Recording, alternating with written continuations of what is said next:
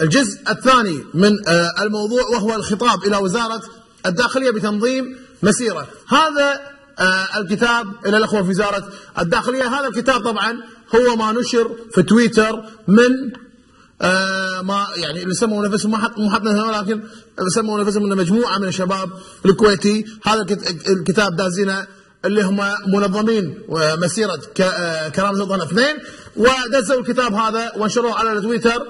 هذا طبعا احنا طلعناه من حساب كرامة وطن على تويتر، بامكانكم تشوفونه موجود الكتاب دازينه حقه. لذلك يرجى منكم، هم طبعا دازين بانه عندهم مسيره، حاطين المواد، اعلنوا ان ترى احنا بلغنا وزاره الداخليه بان هم حاطين طبعا المواد ماده 2 3 و5 و6، المواد كلها اللي حاطينها دستوريه بشكل جزئي فيما يتضمنه من احكام متعلقه بالاجتماعات العامه، واستجابه لاعلان سمو الامير بترحيب بالمسيرات والمظاهرات وطلب باخطار الحكومه لتامين وحمايه المشتركين. نحيطكم علما باننا مجموعه من المواطنين الكويتيين عازمين على تنظيم مسيره سلميه يوم الاحد الموافق 4 نوفمبر من الساعه 7:30 الى 9:30 في شارع الخليج العربي، وستكون الانطلاقه، حاطين طبعا النقاط الانطلاقه. لذلك هم طالبين من وزاره الداخليه، لذلك يرجى منكم علم عمل اللازم وابلاغ الجهات المختصه لقيامها بدور في انجاح المسيره السلميه. كما نود التذكير بدور وزاره الداخليه يقتصر على المسيرات السلميه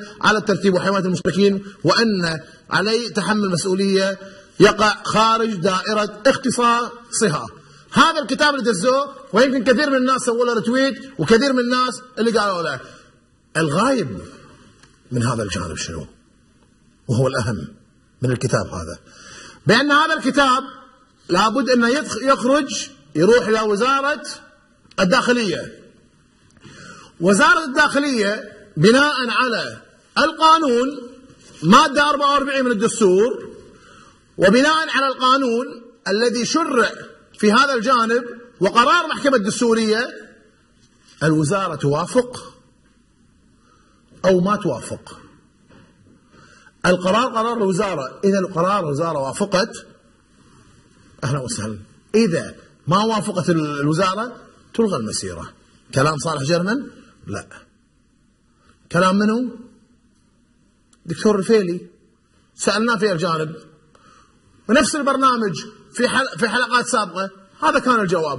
شوفوا شو يقول الفيلي، وبعد الفيلي هو الخبير الدستوري الدكتور محمد الفيلي، بعده راح استقبل ضيفي وضيفكم الدكتور أنور الشنيعان، أستاذ اقتصاد بجامعة الكويت والمرشح السابق، والحديث عن كثير من الأمور ومنها مسيرة كرامة الوطن.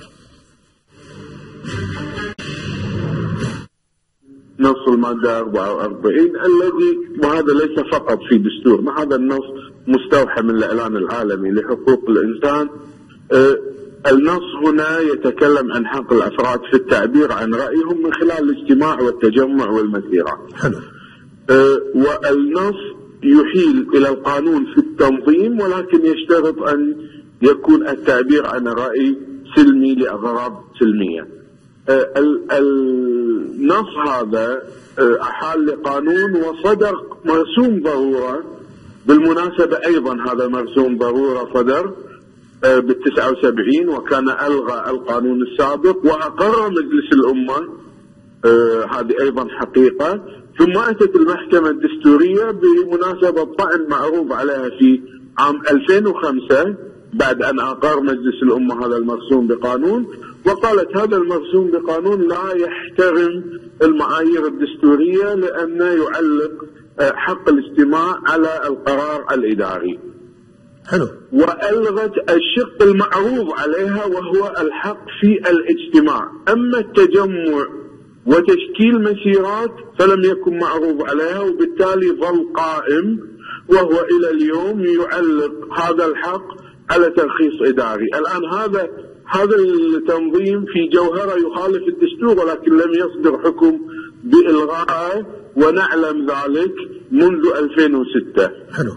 ولعل كان الأكثر حصافة أن يتم معالجته، آسف، من 2005 أن يتم معالجته تشريعيا بواسطة واحد من المجالس التشريعية. لكن مشكلتنا إحنا في العمل البرلماني، وهذا الأمر حتى تجد عند الحكومة ننام في التفاصيل إلى درجة ننهك قوانا تماما في الجزئيات على حساب النظرة بعيدة المدى. نعم.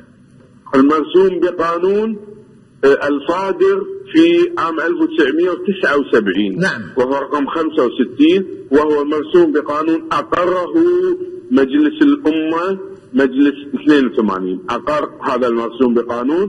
وفق هذا المرسوم بقانون المسيرات تحتاج إلى ترخيص، ولكن أكرر هذا التنظيم الموجود في المرسوم بقانون والذي أقره مجلس 82 لا يتسق مع المعايير التي قررتها المحكمة الدستورية، ولكن عدم اتساقه مع هذه المعايير لا يسقط، يجب أن يلغى أو يصدر حكم بشأنه.